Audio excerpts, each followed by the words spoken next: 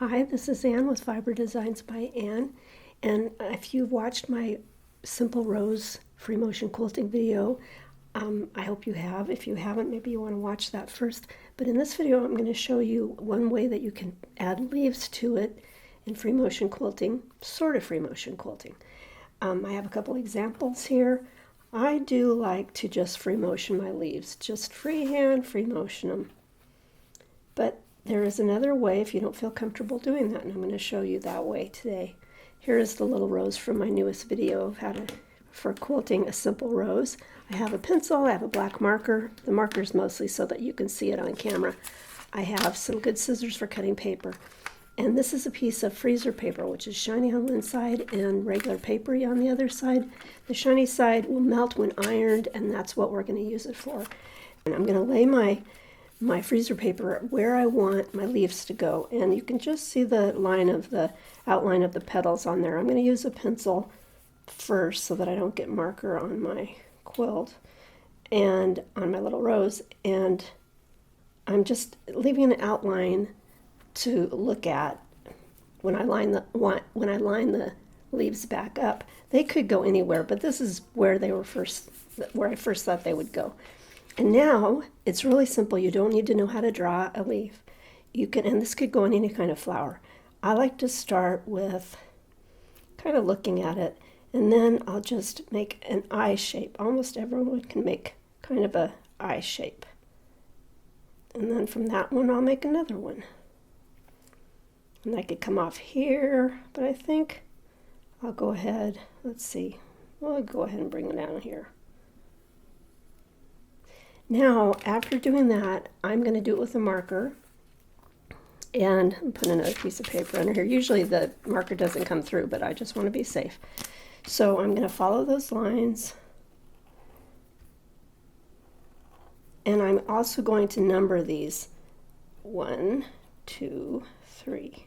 Doesn't really matter which way you go with the numbers. And then this is where I'm going to draw the serrated edge. And roses, it's really tiny, but this is just a piece of art, so I don't have to make them just like that.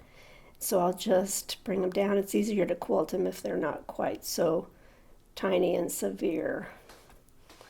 And I could keep going, but I'm going to bring this leaf down. And when I cut it out, I want to remember that I didn't have those going the wrong way. That's part of the leaf next door. So I'm just doing a little zigzaggy line, really simple. I don't even have to stay on my first pencil line.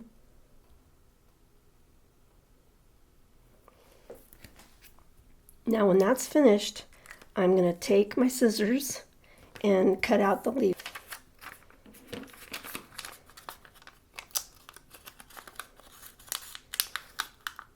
I cut around the tips, and I'm leaving this edge on there that was the edge of the petal just to sort of help in placement. But again, it's not necessary. You could put these leaves anywhere.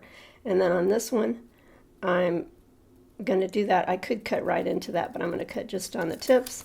And then when I cut this first one out, all I have to do is go, now these are curved scissors. It makes it a little easier, I think. But you can do it with straight scissors. I just cut into that curve.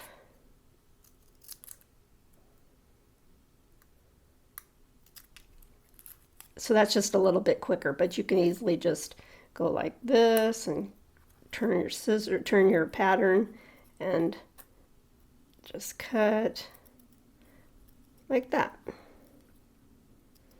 Doesn't have to be right on the line. And I'll cut the rest out and be right back. So I have them all cut out, and I'm just going to set them about where I thought they went. Where I think they went, where I think they go. And let's see, about like that. When I place these down, and I can see right now that that's not exactly where they go, but you know what? That's good, and it's going to be close enough. It won't really matter. I'm going to put them a little ways away from the pink line of the petal. And I'm going to leave a gap between each leaf. And I should be doing this on my ironing surface, because then they won't have to be moved. I'll bring that over here. I have a very hot dry iron, and I know that this is the shiny side is down because we don't want to have that shiny side glued to the iron. I'm going to just press them very well.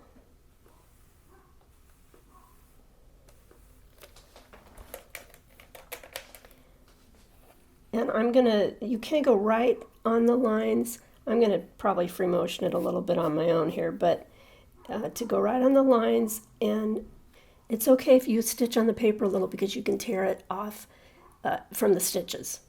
So I'll take this to my machine and show you how I quilt this. As I said in the rose quilting video, I'm on cotton batting sandwiched between cotton top and cotton on the back. So I start by needle down, needle up, pulling my bobbin thread up.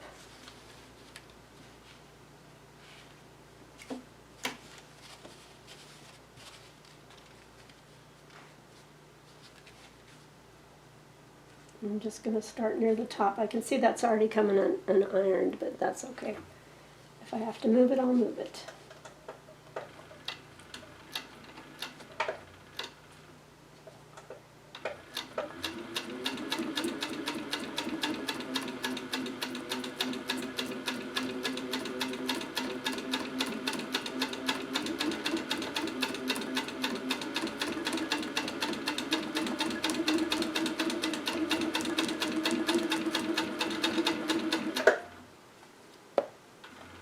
At this point, I will move it.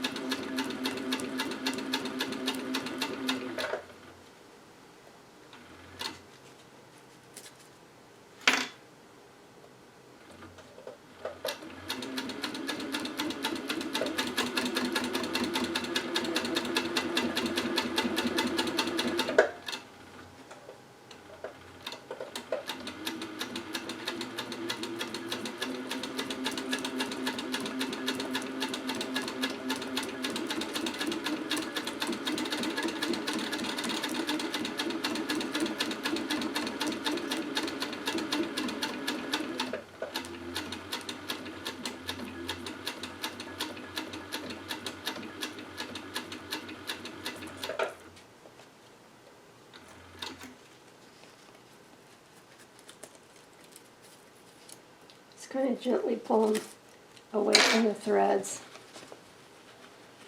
We can pull those threads back from the back.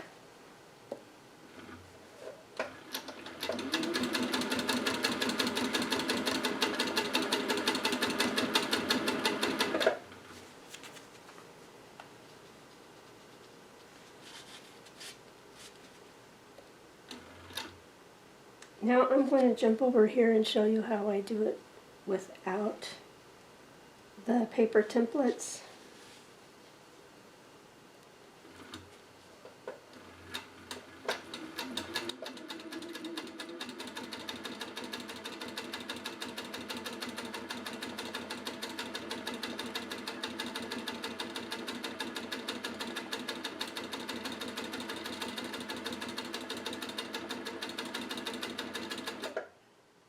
And a lot of times I'll go over that twice to just make it a little bit of a stronger design.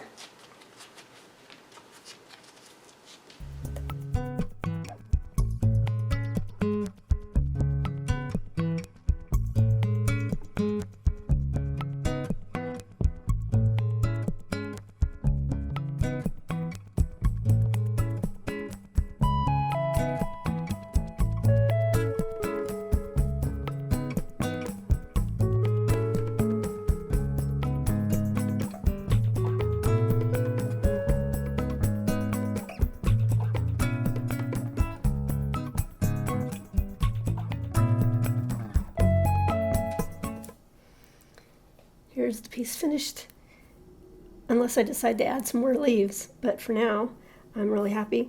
I think that it's nice to have an alternative to just free motion if you don't feel confident yet. And doing this with the paper will probably increase your confidence, and then you can move on, if you want to just free motion quilting the leaves. Here's one of the other roses that I've painted with wax pastels. I will be painting this rose that I stitched today with regular textile paint. If you like this video, I hope you'll give it a thumbs up. If you haven't subscribed, please do. Be sure and tap the bell so you get notifications for my new videos. This has been Ann. Thanks a lot for watching.